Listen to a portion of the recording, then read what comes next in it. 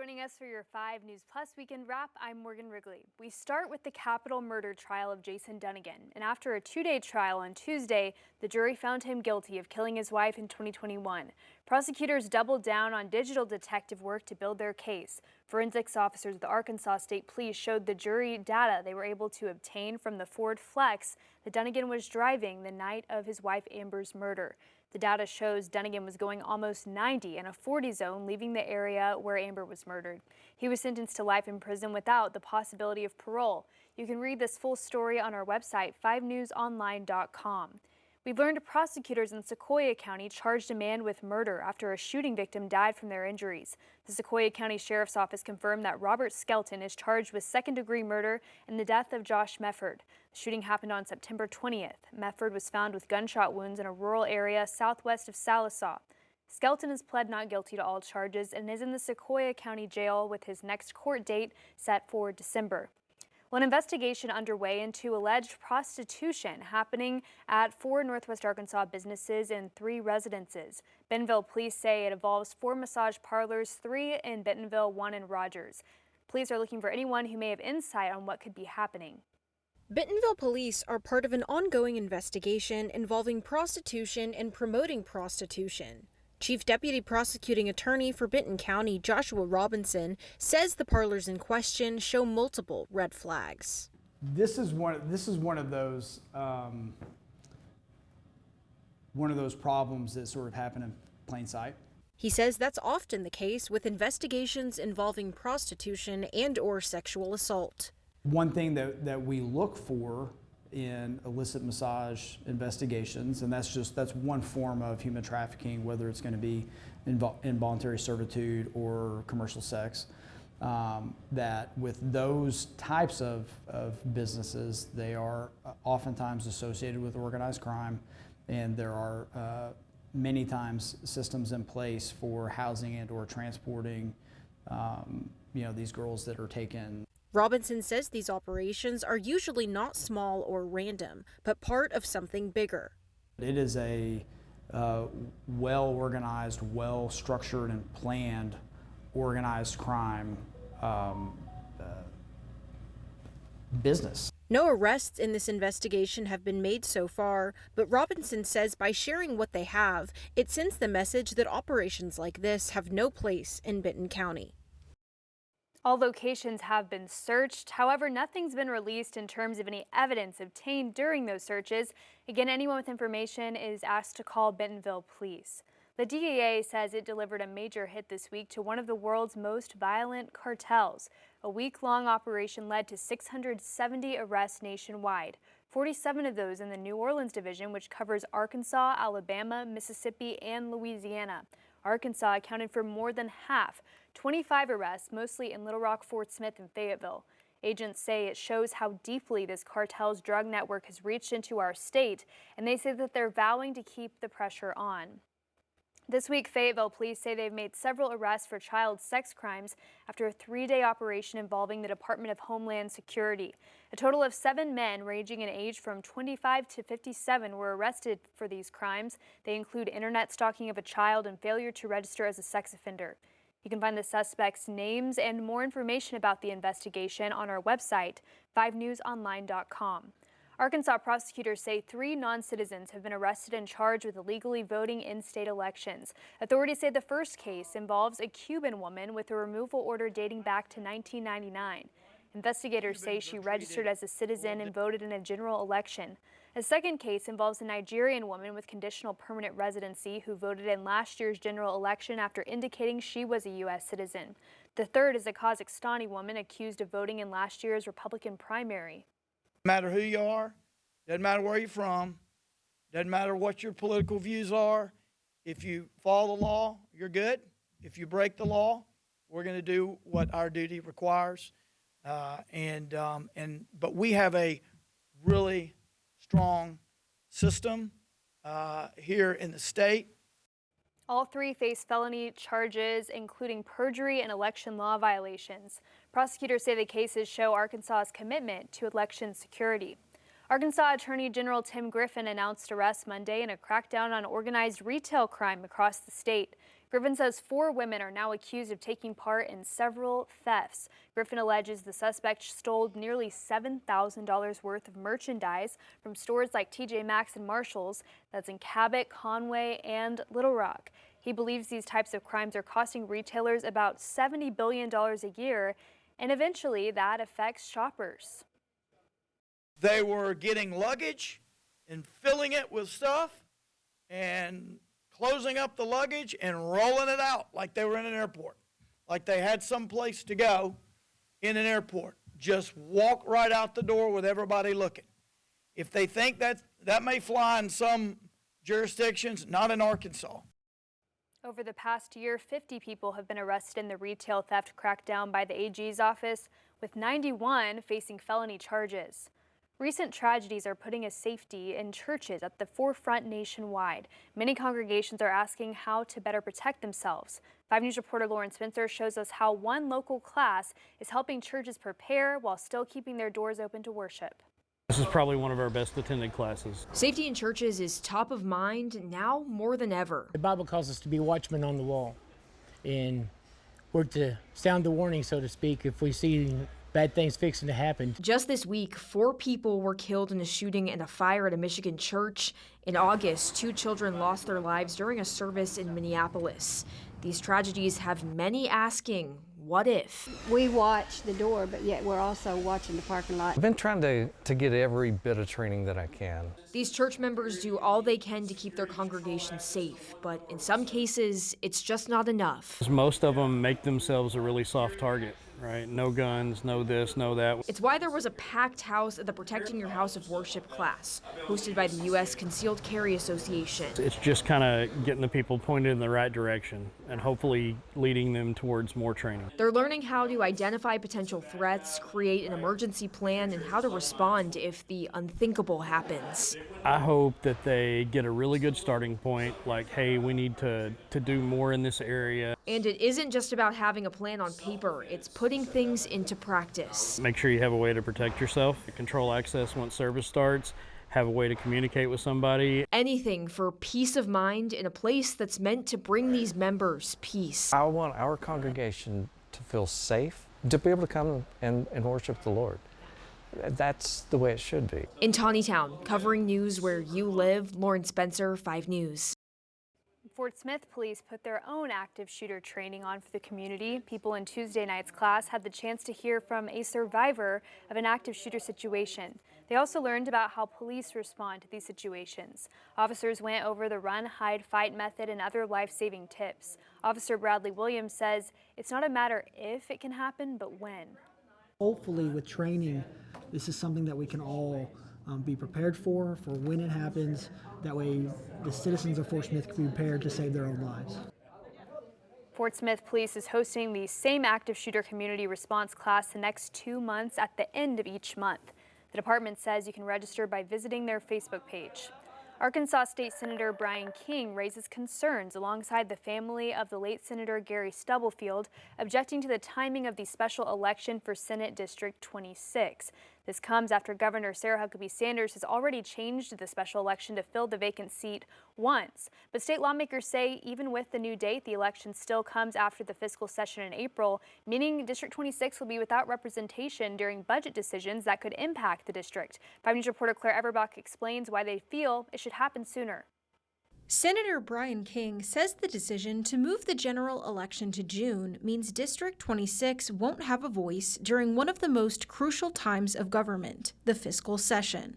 This attempt to have the special election after the budget session will impact not just the prison issue, but it will also impact the budget session. They will have no representation during the budget session. King says this isn't just a matter of timing, but a matter of right and wrong. While we're here today, if you look at this situation of even moving back this special election to June, you're basically allowing stolen representation. You're trying to steal representation from the people in that Senate district at one of the most crucial times of our state government. He says the proposed prison in Franklin County is an example of why this matter is urgent. His district and mine, being close enough, could be the most impacted from the mega prison and impact them for decades And all of a sudden, this governor believes that they should not have representation during this crucial time. And emphasized this change is a form of stealing representation. Voter fraud, it really is about stealing representation, and this putting off the special election for his seat is about just stealing representation.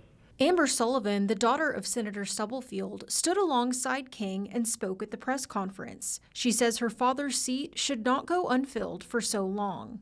We're not asking anybody to break the law, but his seat should not go unrepresented for 8 months, 9 months. It shouldn't go 5 months. Sullivan echoed King's call for a timely election, so District 26 has representation before the budget session. This election should be taking place in January. It could have taken place in November, but for some reason, they continue to put it off.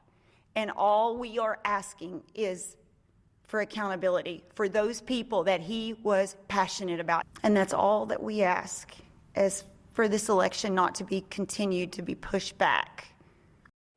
5 News also reached out to the governor's office, who released this statement saying holding the primary for District 26 on the statewide primary date and holding the special election on the soonest possible date afterwards saves taxpayer dollars and ensures the election is free, fair, and secure. Questions still remain here about what the shutdown will mean locally. 5 News reporter Bo Russell has been following the shutdown, talked with leaders in Northwest Arkansas and the River Valley, also spoke with Congressman Steve Womack last week about the possibility of a shutdown. Well, now that it's happened, we're seeing some of his predictions starting to play out. Because the federal workforce there's a lapse in funding to pay those people. That's Representative Womack telling me last week that some federal workers wouldn't be getting paid during this government shutdown. TSA agents at XNA are some of those federal workers now facing that reality. No, they will not be getting paid. We have a wonderful TSA staff. We have a wonderful tower. And so we're really lucky with the fact that they always show up with a smile on their face. So. Right now, many organizations I reached out to are hesitant to say anything, as it's unclear how long the shutdown could last. But the longer they persist, more than just a couple of days, the more dire things become. I received a statement from Veteran Affairs saying the VA will not be providing career counseling, their regional benefits office will be closed, and they'll stop reaching out to veterans. I asked Congressman Womack before the shutdown his thoughts on the president's memo saying there would be federal layoffs. I would like to see what the reduction in force protocol looks like and who it might be targeted to. Speaking of reduction in force, Governor Sarah Huckabee Sanders said she's working with the Department of Finance to determine which programs will be suspended and which employees will be furloughed. Organizations in Northwest Arkansas that rely on federal funding include EOA Head Start programs, low-income energy assistance programs, and federal college education grants. It's unclear how, when, or if groups like these will be impacted. I'm not a fan of shutdowns. Shutdowns are problematic because they're expensive. Federal agencies have to go through a lot of gymnastics trying to plan for it. And then the added challenge is one day you got to open it back up, and under what conditions do you open it? The sudden changes to how early education subsidies are funded drew another angry crowd at the state capitol for a second straight day this week. Carter Thweet tells us it's in response to new co-pays some low-income families now have to pay for childcare, while the providers prepare those reimbursements to dry up less than a month from now. Our children deserve quality. Our educators deserve the pay for that quality. The 3 organizers of A Day Without Child Care say it wasn't a protest, but rather a call to action. We stand strong, we stand together. A large crowd chanting and carrying signs as they march from the Arkansas Department of Education building to the steps of the state capitol. It's not just a child care crisis. Right. It is an economic disaster for our state. Tuesday, Secretary of Education Jacob Oliva explained that federal cuts force the state to make their own cuts to the program that allows families to pay for child care using vouchers. He agreed to delay one of the 2 big changes. It reduces the amount of money child care providers get from vouchers. That will go into effect in 30 days on November 1st. Bo Hines with Cross Kid Child Development Center in Beebe says the pause won't help. It's a breath, but it's not a solution. Several of my colleagues that are contemplating, they're going to have to shut the door. And, we're going to have to cut staff. A change that went into effect today, Families using vouchers may still have to pay a copay, depending on their income. Secretary Oliva says it'll help make up the funding gap, but people at Wednesday's rally said it'll devastate some families that rely on this care. Just to be clear, this 30-day pause is 1% of the battle. 99% of this issue is outstanding. Several there Wednesday commented on how encouraging it is to see so many join together for a common cause. That's the message Faith Jones with Dream Academy of Sherwood hopes people take away. We're all united over this. This is not political. This is not a red or blue. This is simply that we all care about children, and we want to see our children thrive. That was Carter Thweet reporting. Secretary Oliva explained the cuts to lawmakers Tuesday. Those lawmakers questioned whether the Department of Education could have given child care providers more notice of the changes. You can see the responses he gave on our website, 5newsonline.com. And it's not just child care. Domestic violence shelters across Arkansas say that they're feeling the effects of major cuts to federal funding too. For one shelter in Pine Bluff, the Committee Against Spouse Abuse, or CASA, the loss could mean closing its doors after more than 4 decades of serving survivors. Maya Ellison shows us the impact of those cuts and what's at stake if the center shuts down.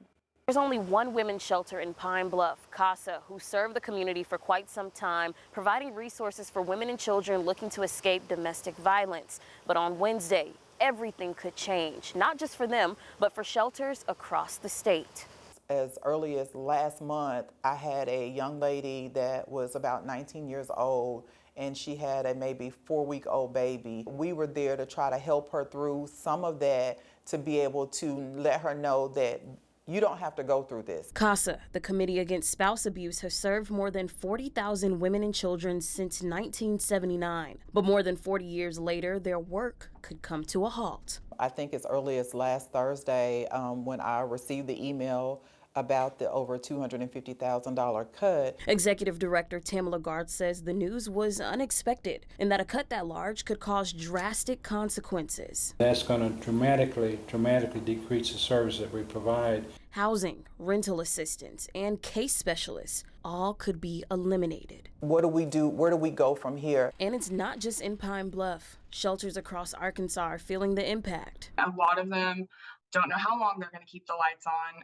One of them told me they only have enough funds to last a year. According to the Arkansas Department of Finance, federal funds are distributed to centers through the Victims of Crime Act. In 2023, $17 million was provided in supplemental funding. But this year, cuts are being made in response to changes in federal budget policy, leaving shelters like CASA uncertain about the future. The process is really kind of dramatically abrupt, so to speak. And we're looking at how we're going to be able to persevere. Board Chair Dr. Simi Armstrong says closure is a real possibility, something CASA has long hoped to avoid. We potentially take the risk of sending them right back to an abusive relationship, because that's where they're going to go. And it's not just survivors who are impacted. Staff members, the people who keep the shelter running, could also lose their livelihoods. Our entire staff, all of our advocates have been laid off. So we're going to have to figure out ways to try to recapture that magnanimous support that we have always received. Well, the Farmington School District is unplugging from diesel and hitting the road with brand new electric buses. 5 News reporter Lauren Spencer takes us for a spin on these sweet new wheels. You don't have to yell to hear the people you're talking to. 6 new rides are charged up and ready to roll in Farmington. They're efficient, the drivers love them, the kids love them. From the outside, it looks like your normal big yellow school bus. But on the inside, it's much quieter, it's high tech, and it releases 0 emissions. They're not getting those fumes while they're around the buses, loading the buses. It just makes everything a little bit easier on our transportation department. It's just the latest step in Farmington's energy playbook. Superintendent John LaFoon says the project builds on a long list of green ideas. We also have our solar arrays and our solar farms, and we did a huge lighting project with LED lightings, and because of that, the district's kind of leading the way in Arkansas on sustainability. These new wheels are already running regular routes. They can go about 150 miles on a single charge. The fleet was made possible by a $1.2 million jumpstart from the EPA Clean School Bus Program. They're projected to save us over $10,000 a year in fuel cost, and so we're excited about that possibility, but then also adding more of the EV buses to our fleet in the future. And Integrity Energy Partners helped drive the project home. It feels great, to bring something successfully to fruition for them, especially after it took so long. No clouds, no smoke, just clean air and quieter stops. We're going to see some really smiley, hopefully peaceful kids coming off on these buses. So you just plug it in. Simple as that. In Farmington, covering news where you live, Lauren Spencer, 5 News. The superintendent says Farmington's solar array program has already saved the district hundreds of thousands of dollars, enough to give staff certified and retention bonuses each year. Well, a new Skyline report is out, and it shows Northwest Arkansas's housing market continues to grow at a rapid pace. The report shows home sales are strong, with prices continuing to climb in both Benton and Washington counties. More than a third of homes sold were new builds. Demand for apartments also remains high. New units are filling quickly and rent is up. The report also raises questions about the future, pointing to infrastructure as a challenge for communities trying to keep up with the growth. The long-term prospects for our growth still do depend on our ability to deliver infrastructure in a timely manner so that we can, continue to house the people that want to live here and work here in Northwest Arkansas. He says in the next few years, cities will need to address challenges to infrastructure like water and sewer to support sustainable growth. Main Street Fort Smith is launching something new in an effort to drive people downtown. 5 News reporter Claire Everbach talked to business leaders and explains how it's a win-win for businesses and for all of downtown Fort Smith.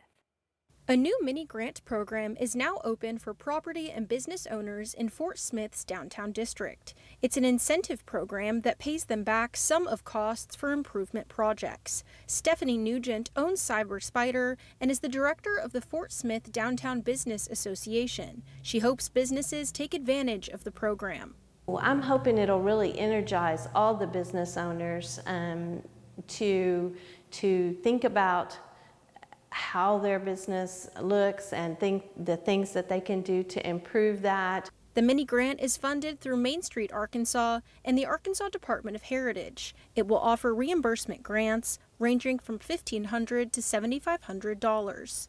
Main Street Executive Director Amanda Hager says the goal is to preserve the historic character of downtown while encouraging economic growth. And we're really focusing on buildings and businesses downtown, specifically on Garrison Avenue, that we can help them with some exterior improvements. So if you need, you want to look into refurbishing your historic windows, or you want to, you need some facade updates, you need to paint, you want a new sign. Those are the types of projects that we're really looking at. She says the program is designed to support several businesses at once. Now, our hope is that a lot of people, we have multiple people that apply, and we have several people that we want to give grants to. So that's why the grants, we expect them to range between $1,500 and $7,500, because we want that $15,000 to go to more than one grantee. Nugent says everybody wins. Businesses get a fresh look that helps them attract more people downtown. They can think of new ideas to just invite people to come in so that when we get the people downtown, they see lots of wonderful places to go and shop and spend their time and their money. Covering news where you live, Claire Everbach, 5 News. The deadline to apply is November 14th. We'll find out what businesses get the mini grants on December 15th, and Hager says she hopes to have all projects complete by April 15th of next year. Well, city leaders say Cave Springs' proposed downtown master plan will change the way people experience the city. 5 News reporter Claire Everbach also breaks down this proposal, named Plan of the Year by the Arkansas chapter of the American Planning Association, and how it will make the city safer for residents. I'm standing on Main Street in Cave Springs, the heart of the city's downtown master plan. Made possible with a grant from the Urban Land Institute of Northwest Arkansas, the plan aims to improve growth and safety while preserving the city's small-town character. It's a city with a unique history, and so any way that you can utilize, and I think the plan does that very well, is utilize the existing bones, build upon that existing character, that historic character. James Walden, president of the Arkansas chapter of the American Planning Association, says the intent of the master plan is to make the city more walkable. If you're focusing on safety with things like crossings, bike accommodations, those are really, really, really critical because ultimately what we're trying to do is to get people to come to downtown Cave Springs. That's the intent of the plan. The plan includes a redesigned Main Street, a new downtown park, expanded trails, and pedestrian safety improvements. Cave Springs Planning Director David Keck says it's more than just development. It's a roadmap to encourage growth and preserve character. We really felt it was necessary to look at getting a downtown master plan for the future of the downtown area, just really wanting to make sure that anything that develops or anything that we do down here or private developers do, it holds to the feel and the core of what Cave Springs always has been. City leaders have held workshops and stakeholder meetings to make sure the plan includes ideas from people who live there. For the residents, we're hoping it provides a much greater sense of security and safety when they're in the downtown area, because obviously right now we have a very high traffic count going up and down this state highway. It also calls for streetscape upgrades, parking strategies, crosswalks, and transportation improvements. It's kind of a plan that's in place to guide the intent of that future development. It also does talk about like the streetscapes, what the city would need for parking, what parking might look like in some of these areas. Keck says this plan is a good example that he hopes other smaller communities look into. The heart of the smaller communities is being encroached upon by outward development, and I think all of the small communities really want to make sure that they still get to retain a sense of their identity and self and what they've been. Cave Springs officials are now moving forward with implementation, including zoning updates and a market analysis. In Cave Springs, covering news where you live, Claire Everbach, 5 News. Well, snake season typically happens during the spring here in Arkansas, but local veterinarians say snake activity is lasting longer than usual this year. 5 News reporter Laura Castleman talked with experts about why that is. Snake season here in the natural state usually occurs during the springtime, but experts say this year is different. It does warm up like it does in Arkansas. We have, strange days where it'll be 70 degrees in the middle of December. You're probably going to see some snakes get out, try to warm up a little bit. Stephen says the snakes you need to watch out for: rattlesnake, you'll see some copperheads, cottonmouths in the areas where it's wetter. But those are 3 of the venomous ones. Madison County Emergency Services posted this to Facebook, saying they've seen a rise in snakebite calls. The post also reminded the community that sucking the venom out is a myth and applying suction can actually cause more damage. The best thing you could do is get in your car and go to the emergency room. They'll have the antivenom in there. Pets who spend time outdoors are also at risk of snake bites, though some treatments were designed with livestock in mind. Unfortunately, they do not make actually antivenom for small animals. It's still like for cows and horses, we just microdose it down to where it fits their size. Haley Jones is a veterinary assistant at the Animal Emergency and Specialty Center in Springdale. This year, the venomous snakes have really been coming out, and so we are still in the warmer months, so we're still seeing quite a few here in hospital. Sometimes they need multiple doses of antivenom if they get in and they're already having clotting issues. Jones says Arkansas has had a cooler spring, so snake season has lasted longer. Dogs like to stick their nose where it doesn't belong. The signs to watch out for: 2 point of contact. Those 2 will continue, they'll swell. Depending on the size of the snake, that venom can spread really quickly. And if you can identify the snake that attacked, sure helps the people at the hospital, killed it, or if it's still alive. Covering news where you live, Laura Castleman, 5 News. Thank you for watching the 5 News Plus Weekend Wrap. While you're here on 5 News Plus, you can check out our latest newscast, weather impact forecast on demand, along with other original content from the 5 News team. Have a great weekend.